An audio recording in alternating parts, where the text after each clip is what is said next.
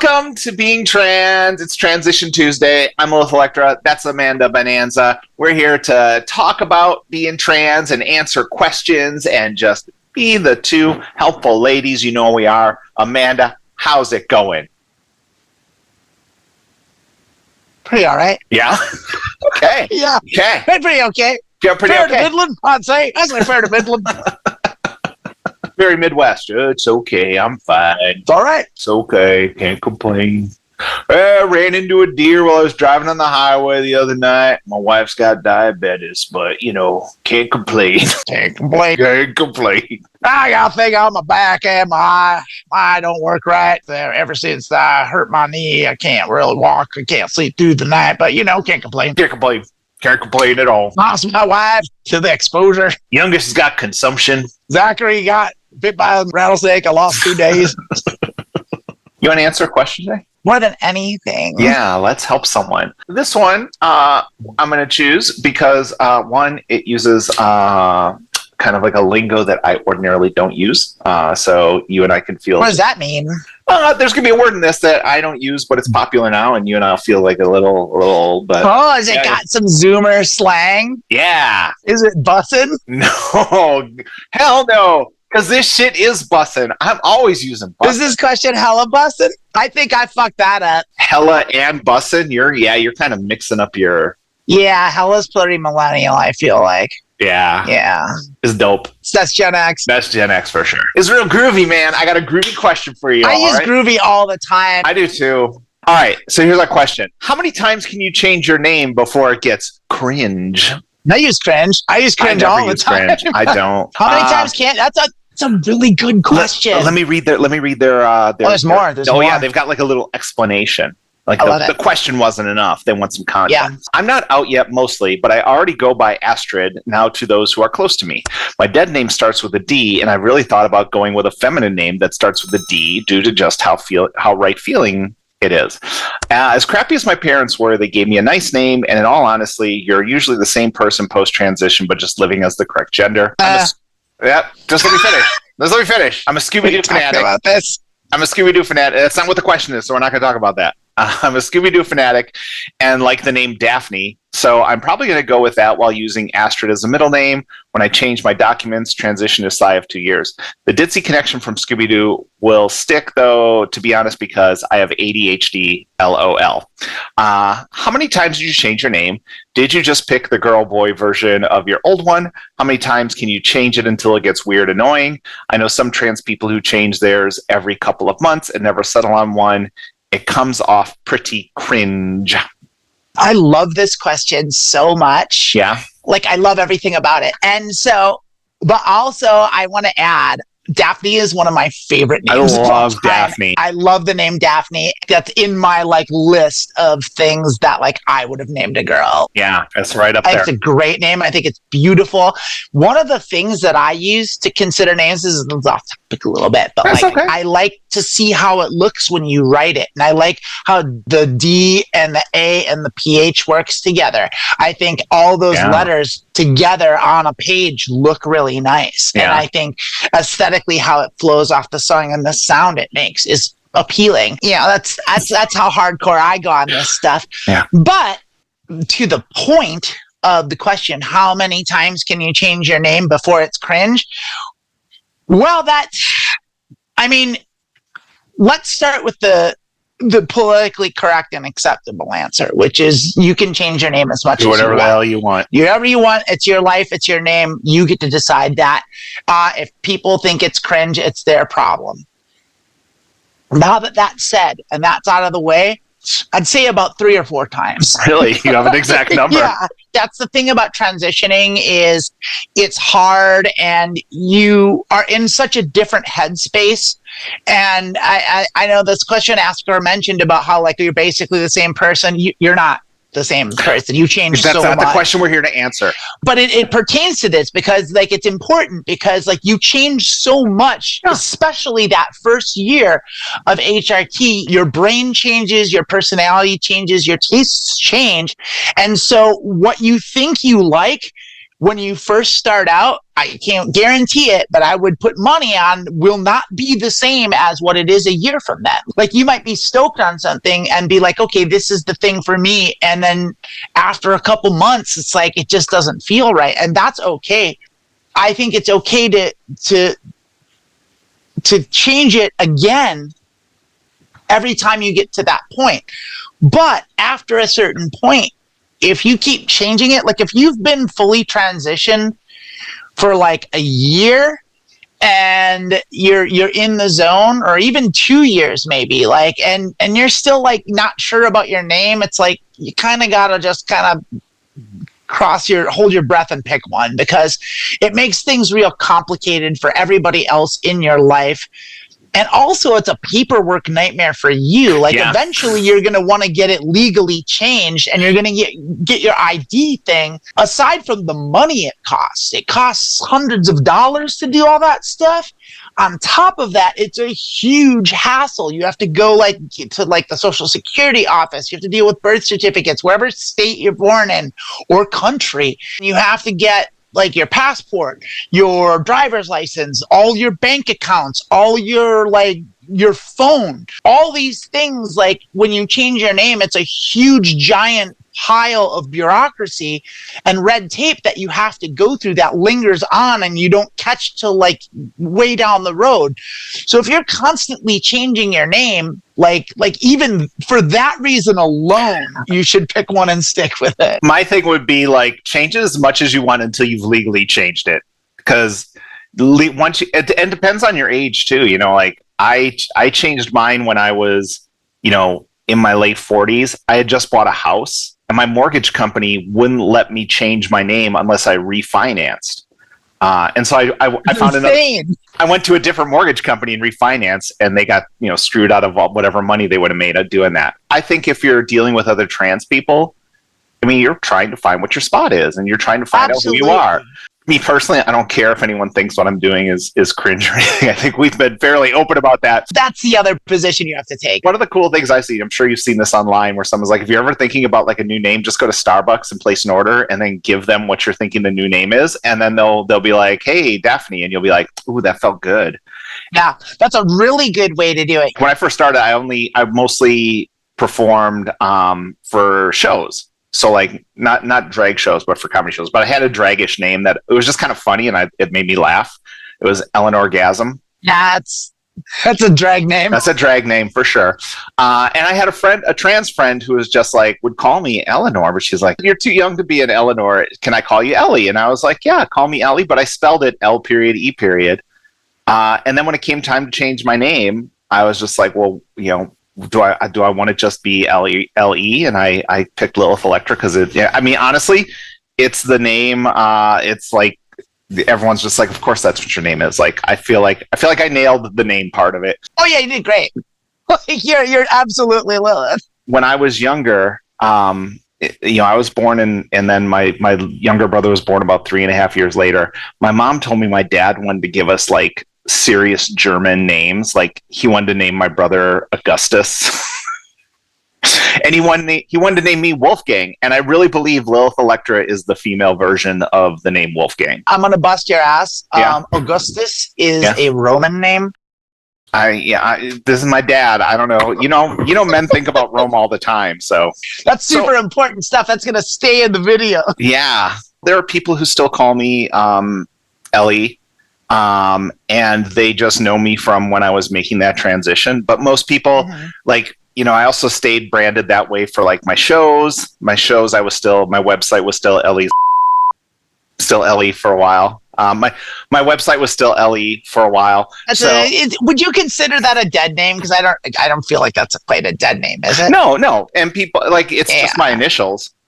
And honestly, if you talk about like changing your name after you do your documents, if I hadn't done my documents and I was still going to do them, I would just make Electra my last name instead of my middle name right now. But that's all right. It's no big deal. Everyone knows me as Lilith Electra. And I did a thing. I kept my name legally. I kept my first name. It was kind of a masculine name, but not exclusively. And also, it's so unique that I felt like, I owned it anyway.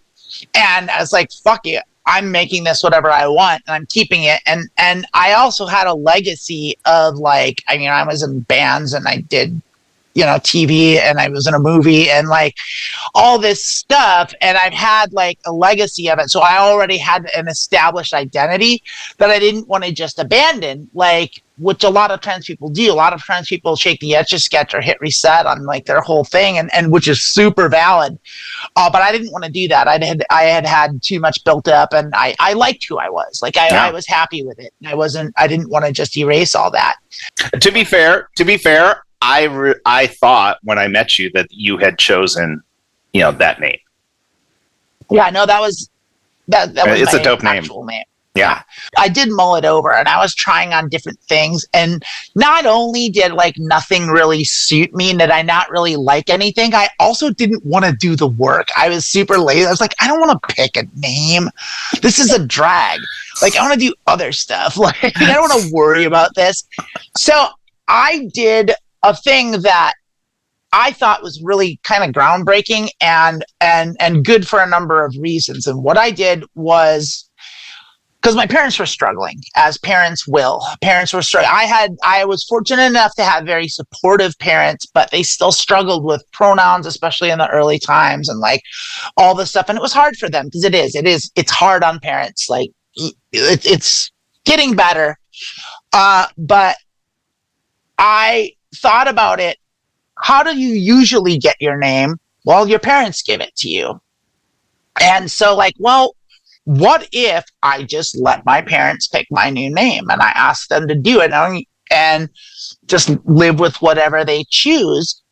And I did that and it worked out really well. Not only did I not have to choose it or do anything, but also because they participated, it invested them in it and they felt like they were a part of it. And it made us, it actually took away a lot of the problems. And they were a lot more able to make the adjustments. It helped them a lot. And it made them closer to the process and helped to make it even more accepting. And I thought it was really healthy all around. And it was like an homage to them, like, because I think a lot of the times when we transition, like a lot of the feelings of loss that parents feel, the grief and all that stuff, I think a lot of it has to do with like they feel like everything that these things that they gave you are being rejected, and that you're rejecting like your name, your identity, your history, whatever. None of that's true. I mean, you do reject the name, but like there is that sense of like, especially with older parents, where they feel a sense of loss when their child transitions. And part of it is that because you're like being like, I don't like any of this. I'm doing something totally different. I'm going to change this all up and screw you, mom and dad. And of course, it's not like that, but that keeps them invested. Boy, that was long-winded. Yeah. I was going to say, like, I guess I probably shouldn't have asked my parents because my mom would have said, like, well, your dad, if you were a girl, wanted to name you Brunhilde. I was like, no. Oh, Gertrude? You could totally pull off Brunhilde. I probably could. And Bruni. Brunhilde. Yeah, I mean, it'd be Hildy. You'd be Hildy. Yeah, I'd be Hildy. Yeah. What I always say is, you're not transitioning to a gender or sex. You're really trying to find out who you are and what your place is. And part of that is your name. And big part of it, yeah, is like do it. And honestly, people tell me all the time how much they love my name, and I'm just like, yeah, I got to pick it myself. I feel like people might be happier if they all got to pick their own name. You don't have to be trans to pick your name, by the way. You can change your own name. Anyone can change their name. In fact, cis people do it all the time when they get married. Or if they become actors and there's already an actor with that name. Rip Torn's real name isn't Rip Torn. Neil Diamond isn't actually Neil Diamond. What? Sting is not actually Sting. Gordon Ramsay is really Gordon Ramsay, though. Just FYI. Sure about that?